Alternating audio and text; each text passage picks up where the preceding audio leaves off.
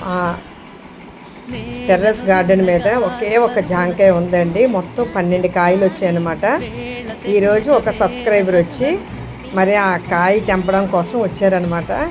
దీన్ని ఎంతో ఆనందంగా ఆ యొక్క జాంకాయని తెంపడానికి మరి ఎంతో ఆనందంతో వచ్చారు.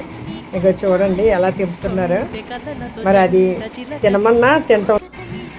ఏదైనా టెర్రస్ గార్డెన్లో ఏదైనా సరే అది చాలా ఆనందమేనండి.